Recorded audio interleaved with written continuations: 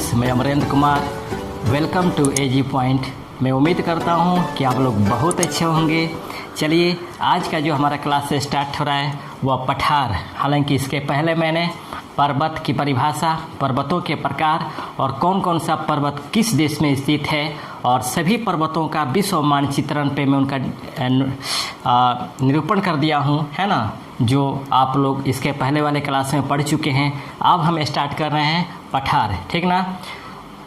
चलिए, इन पठारों में हम देखते हैं कि आखिर पठार की परिभाषा क्या है, पठार कितने प्रकार के हैं और कौन कौन सा पठार किस देश में स्थित है, इस हम सबको देखते हैं। तो चलिए आते हैं, पहले हम स्टार्ट करते हैं पठार के परिभाषाओं में। अगर पठार के परिभाषाओं में कहें तो कहा जाता है कि पठार सामान्यतः अपने समीपवर्ती धरातल से पर्याप्त ऊंचे, पठार सामान्यतः अपने समीपवर्ती धरातल से पर्याप्त ऊंचे, सपाट तथा चौड़े शीर्ष वाले प्रायः मेज की आकृति के समान होते हैं। मेज की आकृति के समान होते हैं। फिर समझिएगा, जो हमारा पठार होता है, यह पठार हमारे जो समीपवर्ती धरातल से उस धरातल से सबसे ऊंचा होता है, सपाट होता है, उसका शीर्ष चौड़ा होता है तथा वह मेज की आकृति के समान होता है, उसी को पठार कहा जाता है। फिर समझिएगा, पठार हमारे सामान्यतः हमारे समीपवर्ती स्थानों से पर्याप्त ऊंचे, सपाट, चौड़े शीर्ष वाले तथा प्रायः मेज की आकृति के समान होते हैं, उसी को पठार कहा जाता है ना। पठार धरातल पर स्थित द्वितीय श्रेणी का उच्चावच है। ये जो हमारा पठार है यह धरातल पर स्थित द्वितीय श्रेणी का उच्चावच है ना। द्वितीय श्रेणी का उच्चावच है जिनका विस्तार लगभग समस्त भूपटल का 33% भाग पर है ना। पठार का जो विस्तार है वह समस्त भूपटल का लगभग 33% भाग पर है ना। ये जो हमारा पठार है वह धरातल पर स्थित द्वितीय श्रेणी का उच्चावच है जिसका विस्तार है 33%, यानी समस्त भूपटल का लगभग 33% भाग पर पठार का विस्तार है। और याद रखिएगा, इसी 33% पर लगभग 9% पर जनसंख्या का निवास है ना। यानी 33% पठारों में लगभग 9% भाग पर जनसंख्या निवास करती है ना। जनसंख्या निवास करती है। अब पठारों के अगर स्वरूपों को देखें तो कहेंगे कि पठार, कभी कभी पठार मैदानों से नीचे होते हैं, है ना। कभी कभी पठार मैदानों से भी नीचे होते हैं, जैसे पिडमांट का पठार है ना। पिडमांट का पठार, कभी कभी पठार मैदानों से भी नीचे होते हैं, जैसे पिडमांट का पठार जो अमेरिका में स्थित है। और कभी कभी पठार पर्वतों से भी ऊंचे होते हैं, जैसे पामीर या तिब्बत का पठार है ना।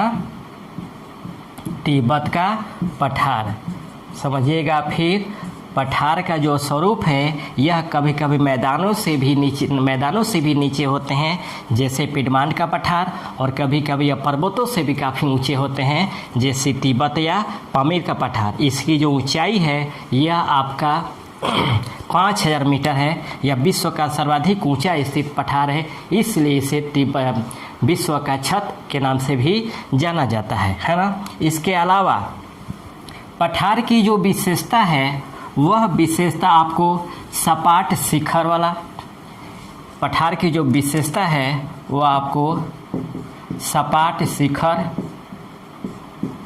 मोड़ का अभाव एवं क्षैतिज रूप में व्यवस्थित होता है। क्षैतिज रूप में व्यवस्थित होता है ना। फिर समझिएगा, हमारे पठारों की जो विशेषता होता है वो विशेषताओं में पहला होता है कि उसका शिखर सपाट होता है, सपाट शिखर वाला होता है, उसमें मुड़ का अभाव पाया जाता है, इसमें मुड़ उड़ नहीं पाया जाता है, साथ ही वह क्षैतिज रूप में व्यवस्थित होते हैं, है ना। यही हमारे पठारों की विशेषता है, यानी पठारों की विशेषता सपाट शिखर होता है, उसमें मुड़ का अभाव पाया जाता है और क्षैतिज रूप में व्यवस्थित होता है। अब हम बात करते हैं पठारों का प्रकार। संगठन एवं स्वरूप के आधार पर पठारों को 5 भागों में बांटा गया है ना। संगठन एवं स्वरूप के आधार पर पठारों को 5 भागों में बांटा गया है ना। यहाँ हम देखेंगे पठारों का प्रकार, है ना। पठारों के प्रकार को हम 5 भागों में देखते हैं संगठन एवं स्वरूप के आधार पर, जिनमें पहला है आपको अंतरा पर्वतीय पठार। अंतरा पर्वतीय पठार, है ना। अंतरा पर्वतीय पठार जिसे इंग्लिश में कहा जाता है इंटर माउंटेन प्लेट्यू, है ना। अंतरा पर्वतीय पठार को इंग्लिश में इंटर माउंटेन प्लेट्यू कहा जाता है। दूसरा है गिरिपदीय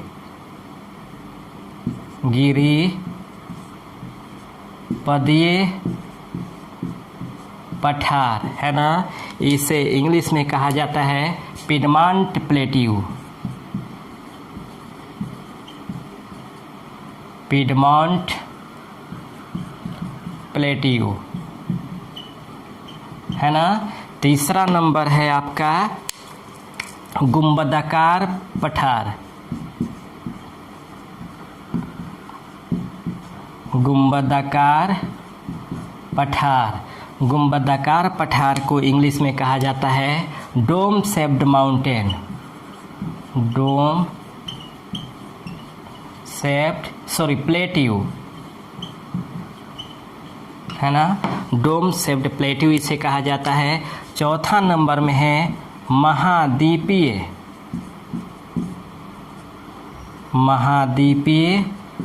पठार, यानी इसे कहा जाता है continental mountain. Continental plateau, continental plateau कहा जाता है। और अंतिम है और 5वां नंबर ज्वालामुखी क्रिया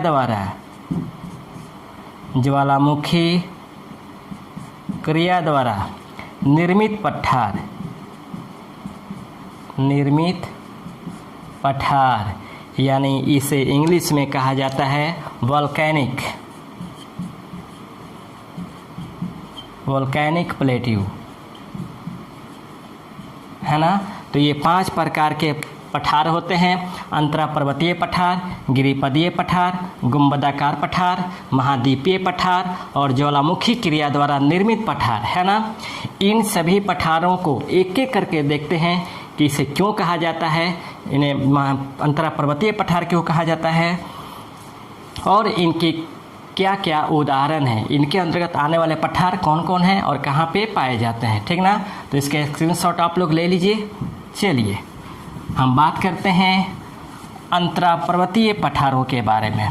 समझिएगा, अंतरा पर्वतीय पठार में ऐसे पठार जिनके चारों तरफ पर्वतों का विस्तार पाया जाता है ना। अंतरा पर्वतीय पठार उसे कहा जाता है जिसके चारों तरफ से पर्वतों का विस्तार पाया जाता है। मान लीजिए ये हमारा पठार है और इन पठारों के चारों तरफ से जो पर्वत पाए जाते हैं उसी को अंतरा पर्वतीय पठार के नाम से जाना जाता है। अंतरा पर्वतीय पठारों की जो सबसे बड़ी विशेषता होती है वह विशेषता होती है यह सर्वोच्च होते हैं। ये आपको सर्वोच्च होते हैं, सर्वाधिक विस्तृत होता है, सर्वाधिक विस्तृत होता है और इसकी जटिल प्रक्रिया होती है। यह अत्यंत जटिल होता है, यह अत्यंत जटिल होता है ना, अत्यंत जटिल होता है। फिर समझिएगा, अंतरा पर्वतीय पठार की जो विशेषता है वह सबसे ऊंचे होते हैं, सर्वाधिक विस्तृत होते हैं और अत्यंत ही जटिल होता है ना। फिर समझिएगा, जो अंतरा पर्वतीय पठार है यह सबसे ऊंचे होते हैं, सर्वाधिक विस्तृत यानी फैले हुए होते हैं और अत्यंत ही यह जटिल होते हैं। इसके उदाहरणों की अगर बात करें कि अंतरा पर्वतीय पठारों में कौन कौन आते हैं, तो उनमें देखिएगा, इनमें एक नंबर है पेरू एवं बोलिविया का पठार है ना, पेरू एवं बोलिविया का पठार। दूसरा नंबर है आपको कोलंबिया का पठार, कोलंबिया का पठार। तीसरा नंबर है मैक्सिको का पठार, मैक्सिको का पठार। चौथा नंबर है एशिया माइनर का पठार,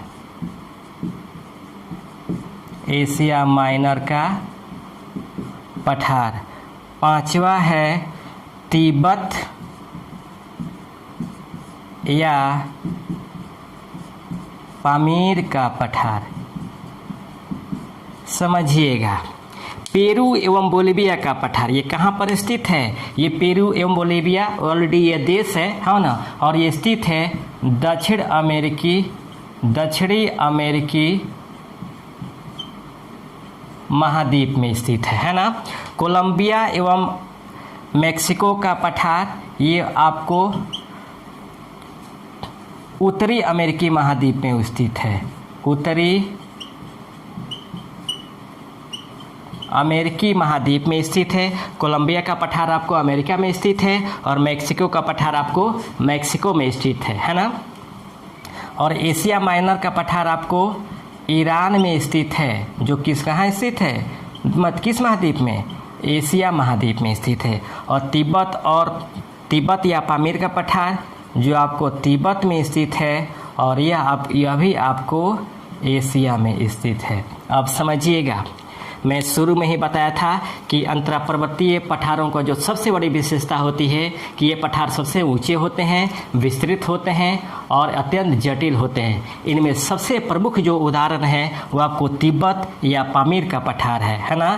तिब्बत या पामीर का जो पठार है वह विश्व का सबसे ऊंचा पठार है, जिसकी ऊंचाई आपको 5000 मीटर है ना, जिसकी ऊंचाई 5000 मीटर है। और ये जो पठार है, ये पठार आप उत्तरी कुनलुन एवं दक्षिणी हिमालय तक विस्तृत है ना। इस पठार का जो विस्तार है वह उत्तरी कुनलुन पर्वत से आपको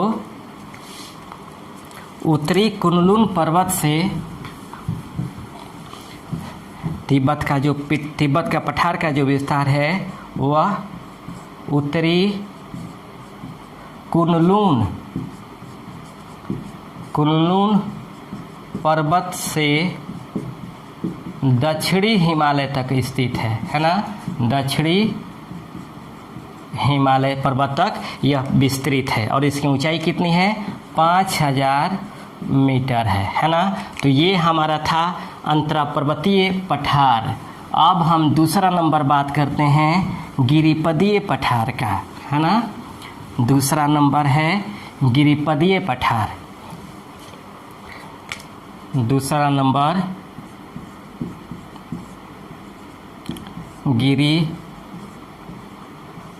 पठार यानी पिडमांट प्लेट्यू, है ना। ये समझिएगा, ऐसे पठार का जो निर्माण होता है वह पर्वतों के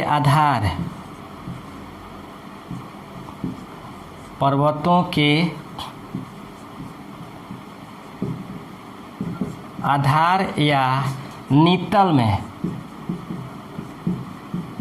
में होता है ना।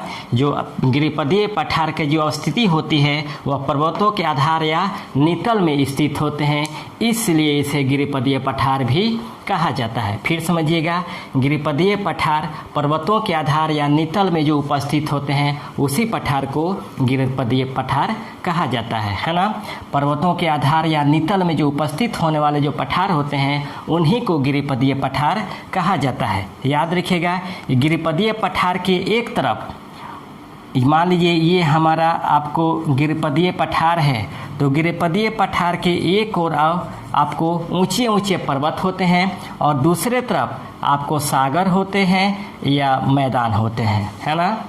गिरिपदीय पठारों की एक तरफ ऊंचे ऊंचे पर्वत होते हैं जबकि दूसरे तरफ सागर होते हैं या मैदान होते हैं, है ना। ये इसकी विशेषता है ना। गिरिपदीय पठारों के एक तरफ ऊंचे ऊंचे पर्वत होते हैं, दूसरी तरफ सागर या मैदान होते हैं। और गिरिपदीय पर्वतों का जो निर्माण होता है उसके समीपवर्ती पर्वतों के साथ होता है ना। गिरिपदीय पर्वतों का जो निर्माण होता है उसके समीपवर्ती पर्वतों के साथ गिरिपदीय पर्वतों का निर्माण होता है ना। गिरिपदीय पर्वतों का जो निर्माण होता है वह समीपवर्ती पर्वतों के साथ होता है ना। इसके अगर हम उदाहरणों की बात करें, गिरिपदीय पर्वतों के उदाहरण की बात करें तो इसमें एक नंबर है आपको पिडमांट का पठार, 2 नंबर है कोलोराडो का पठार, 3 नंबर है पैंटागोनिया का पठार और आपको 4 नंबर में है शिलांग का पठार, है ना, शिलांग का पठार। तो ये हमारे गिरिपदीय पठारों के उदाहरण हैं। अब देखिए, पिडमांट पठार और आपको कोलोराडो पठार, ये दोनों आपको स्थित है कहाँ पे? संयुक्त राज्य अमेरिका में स्थित है ना। पिडमांट पठार और कोलोराडो पठार ये दोनों अमेरिका में स्थित है। और अमेरिका कहाँ पर स्थित है? उत्तरी अमेरिकी महाद्वीप में, है ना, उत्तरी अमेरिकी महाद्वीप में स्थित है। पैंटागोनिया पठार कहाँ पर स्थित है? अर्जेंटीना में स्थित है। और अर्जेंटीना कहाँ स्थित है? दक्षिणी अमेरिका में स्थित है ना, दक्षिणी अमेरिका में स्थित है। और शिलांग का पठार कहाँ पे है? ये आपको भारत में है, भारत के मेघालय में स्थित है। और ये किस महाद्वीप में है? आपको एशिया महाद्वीप में स्थित है। समझ में आ गया? तो ये आपको एशिया महाद्वीप में आपको स्थित है। पिडमांट का पठार, कोलोराडो पठार, पैंटागोनिया पठार और शिलांग का पठार, ये सभी पठार आपको गिरिपदीय पठारों के उदाहरण है ना। अब हम तीसरा नंबर बात करते हैं। तीसरा नंबर जो हमारा पठार है वह है गुंबदाकार पर्वत पठार, गुंबदाकार। 3 नंबर है गुंबदाकार पठार, ये डोम शेप्ड प्लेट्यू, ये आपका इसका इंग्लिश नाम है। समझिएगा, ज्वालामुखी क्रिया या वलन के क्रिया द्वारा, ज्वालामुखी क्रिया या वलन के क्रिया द्वारा जब स्थल खंड के कुछ भाग ऊपर उठ जाते हैं, मान लीजिए ये हमारा धरातल है और धरातल में या तो ज्वालामुखी उद्गार होता है या इसमें वलन होता है। वलन होने के बाद जब ये स्थल खंड, ये जो स्थल खंड है यह ऊपर उठ जाते हैं, तो जब ऊपर उठते हैं तो इसी के बीच का भाग सबसे ऊपर उठ जाता है और इसी के किनारा वाला जो गोलाकार आकार ले लेता है उसी को गुंबदाकार पर्वत पठार कहा जाता है। फिर समझिएगा, ज्वालामुखी उद्गार या वलन के क्रिया द्वारा जब स्थल खंडों के ऊपर उठने से उसके बीच का भाग जब ऊपर उठ जाता है तब उसके किनारा वाला जो भाग होता है वह गोलाकार हो जाता है, उसी को गुंबदाकार पठार कहा जाता है। फिर समझिएगा, ज्वालामुखी उद्गार क्रिया या वलन की क्रिया द्वारा जब स्थल खंड का कुछ भाग ऊपर उठ जाता है, तब उसी उठे हुए भाग में से कुछ भाग ऊपर उठता है और उसके किनारे वाला भाग का जो गोलाकार आकार हो जाता है उसी को कहा जाता है गुंबदाकार पठार, है ना। इसी को गुंबदाकार पठार कहा जाता है। और गुंबदाकार पठारों में जो उदाहरण है उनमें एक नंबर है आपको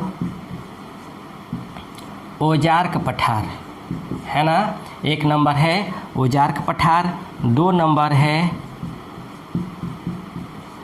छोटानागपुर का पठार और तीसरा नंबर है रामगढ़ का पठार, रामगढ़ का पठार। समझिएगा, ओजार का पठार कहाँ पर स्थित है?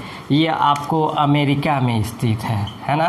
ओजार का पठार अमेरिका में स्थित है, यानी उत्तरी अमेरिकी महाद्वीप में यह स्थित है ना। उत्तरी अमेरिकी महाद्वीप में स्थित है और ये दोनों भारत में स्थित है, यानी एशिया महाद्वीप में स्थित है। एशिया महाद्वीप में यह स्थित है, ठीक ना। तो ये हमारा गुंबदाकार पठार था।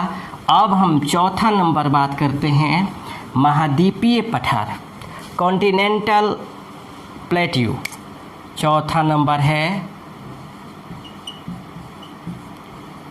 महाद्वीपीय पठार, कॉन्टिनेंटल प्लेट्यू। समझिएगा, ऐसे पठारों का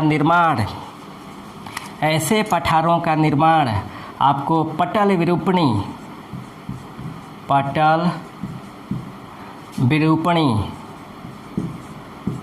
बल द्वारा, ऐसे पठारों का जो निर्माण होता है वह पटल विरूपणी बल द्वारा जब स्थल खंड के धरातल का कुछ भाग ऊपर उठ जाता है तब उससे महाद्वीपीय पठार का निर्माण होता है। फिर समझिएगा, महाद्वीपीय पठार का निर्माण पटल विरूपणी बल द्वारा जब स्थल खंड का कुछ भूभाग ऊपर उठ जाता है तब उससे निर्मित पठार को महाद्वीपीय पठार के नाम से जाना जाता है ना।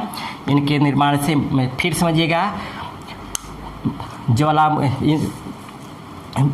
ऐसे पठारों का जो निर्माण होता है वह पटल विरूपणी बल द्वारा जब स्थल खंड के कुछ भाग ऊपर उठ जाता है उसी को हम महाद्वीपीय पठार कहा जाता है। एक दूसरे शब्दों में अगर देखा जाए तो ज्वालामुखी उद्गार के कारण भी इसका निर्माण होता है ना। जब ज्वालामुखी उद्गार होता है तो उद्गार के परिणाम स्वरूप निकलने वाला जो लावा होता है वह लावा धरातल पर जाकर के विस्तारित हो जाता है और विस्तारित होने के बाद वह जम जाता है, तभी आपको महाद्वीपीय पठार का निर्माण होता है। फिर समझिएगा, ज्वालामुखी उद्गार के परिणाम स्वरूप निकलने वाले लावा जब भूपटल पर जाकर विस्तारित हो जाते हैं और विस्तारित हो जाने के बाद वह जमते हैं तो उनसे भी पठार का निर्माण होता है, जिसे महाद्वीपीय पठार कहा जाता है। महाद्वीपीय पठारों के उदाहरण में है एक नंबर भारत का प्रायद्वीपीय पठार, भारत का प्रायद्वीपीय पठार। 2 नंबर है आपको ऑस्ट्रेलिया का पठार। 3 नंबर है अरब का पठार और 4 नंबर में है दक्षिण अफ्रीका का पठार, दक्षिण अफ्रीका का पठार, है ना। तो ये सभी आपको महाद्वीपीय पठारों के उदाहरण है ना। भारत का प्रायद्वीपीय पठार, ऑस्ट्रेलिया का पठार, अरब का पठार और दक्षिण अफ्रीका का पठार, ये सभी महाद्वीपीय पठारों का उदाहरण है। अब 5वां नंबर और अंतिम और 5वां नंबर आते हैं, वो है हमारा ज्वालामुखी क्रिया द्वारा निर्मित पठार, है ना। 5 नंबर है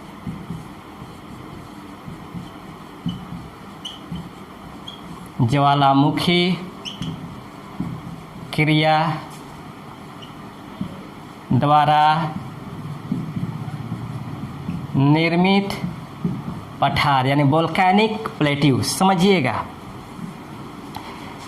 ज्वालामुखी क्रिया के परिणाम स्वरूप जो लावा निकलते हैं, वह लावा आपको दरारों में प्रवाहित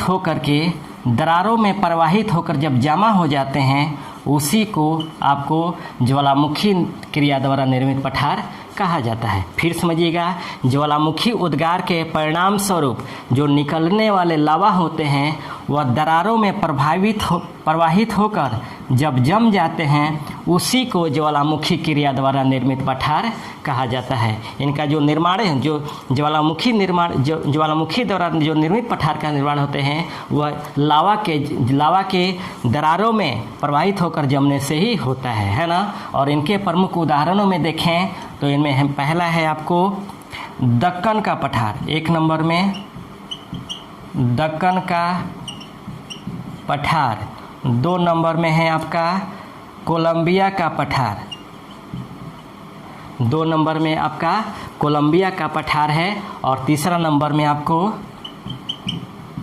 कोलंबिया का पठार है। और तीसरा नंबर है पैंटागोनिया का पठार, पैंटागोनिया का पठार है ना। तो दक्कन का पठार कहाँ पर स्थित है? भारत में, यानी कहाँ पर, किस महाद्वीप में? एशिया महाद्वीप में स्थित है। कोलंबिया का पठार आपको अमेरिका में स्थित है, यानी किस महाद्वीप में? उत्तरी अमेरिका महाद्वीप में स्थित है ना, उत्तरी अमेरिकी महाद्वीप में स्थित है। और पैंटागोनिया का पठार कहाँ स्थित है? अर्जेंटीना में स्थित है ना। अर्जेंटीना कहाँ पर स्थित है? दक्षिण अमेरिका में स्थित है ना, दक्षिण अमेरिका में स्थित है। तो ये हमारे ज्वालामुखी क्रिया द्वारा निर्मित पठार है, जो दक्कन का पठार, कोलंबिया का पठार और पैंटागोनिया का पठार। तो पठारों के मैं परिभाषा देखा, परिभाषा के बाद मैंने आपको इनके टोटल प्रकारों को देखा और इन प्रकारों के प्रमुख कौन कौन से पठार, उनके उदाहरण हैं, ये मैं आपको देखा है ना। अब हम जो नेक्स्ट क्लास से लेकर आएंगे वो लेकर आएंगे, ये पठार का पार्ट 1 था। ये पहला पठार में हम 3 क्लास आपको बनाएंगे।